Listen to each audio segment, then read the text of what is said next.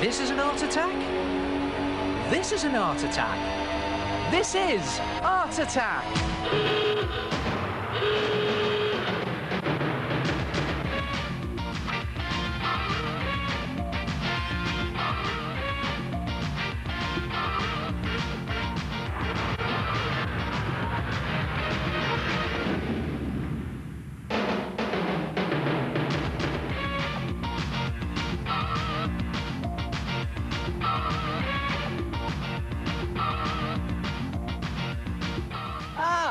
Hello there.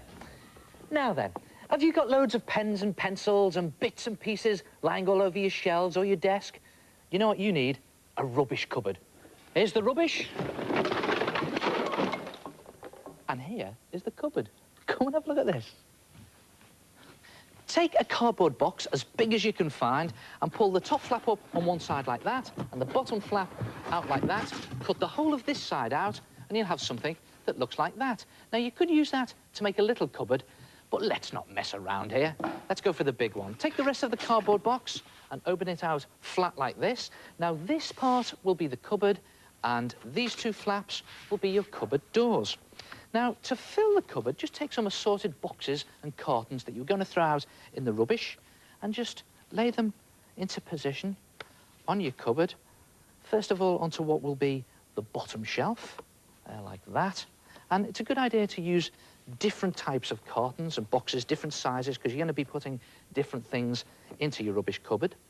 And then do the top shelf, just putting them into position where you think the top shelf is going to be. And you notice here, I've just neatly trimmed the edges of the boxes, like that, so I can get things into them without hurting my fingers.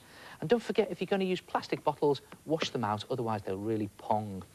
Now, when you've got your top shelf into position and you're happy with it, just draw a line underneath the boxes, like that, just to show you the position of your top shelf, and then move your boxes off your cupboard, top and bottom, and then put the rest of the detail of your cupboard in. So, OK, I'll complete that shelf. That's the top shelf.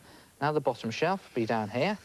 And at this stage, you don't have to be neat at all, because we're going to be painting it in a minute. This is just a rough guide for you. And I'm going to do the whole frame of the cupboard in like that. And then I'm going to do the frame of the two doors in. And don't forget, this is the inside of the door, so you would see the frame like this.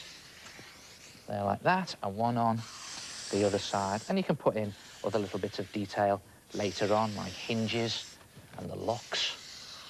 And then here's just a rough guide. Now, listen, this is very important. This area here and this area needs to be painted black or a very dark colour, because this is the back of the cupboard, and you want to make it look as if your cupboard has got depth.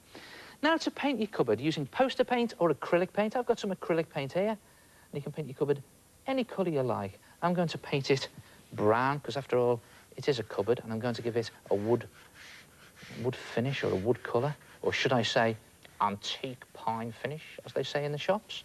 There it is, just sloshing it on. You can do it a little bit more neatly than I am. And when you've done the frame, go over the whole of your cupboard. Do your doors as well. Don't forget to paint the whole of your doors in whatever colour you're using. And don't forget to do these bits in a dark colour. And when you've painted that, and it's all dry, and you've put in your detail, you'll have something that looks like this. Wait for it. Ta-da! Look at that. And you can see what I've done here. I've used different colour brown just to give it a nice wood effect.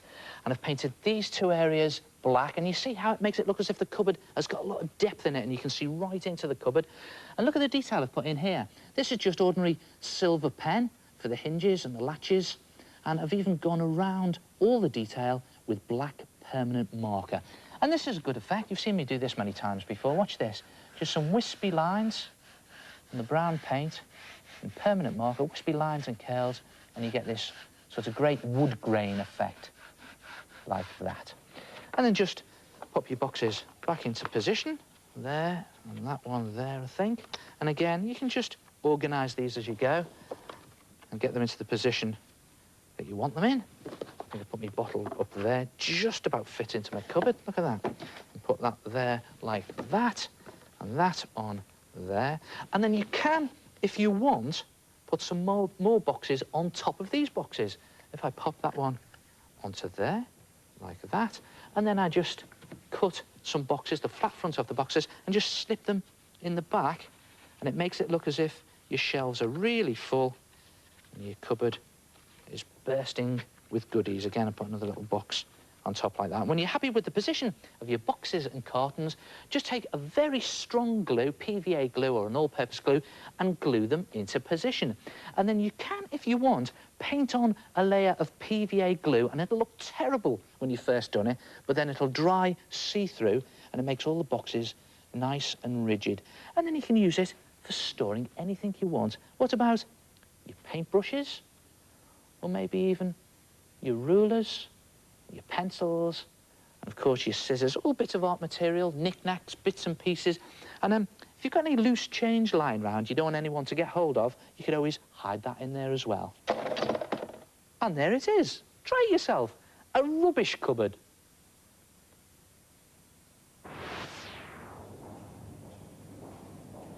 Hello, it's me again, the head.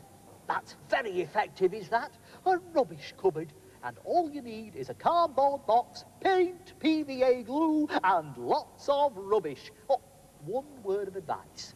Look out for suitable small containers and boxes before you make the cupboard. Otherwise, you'll end up with an empty cupboard.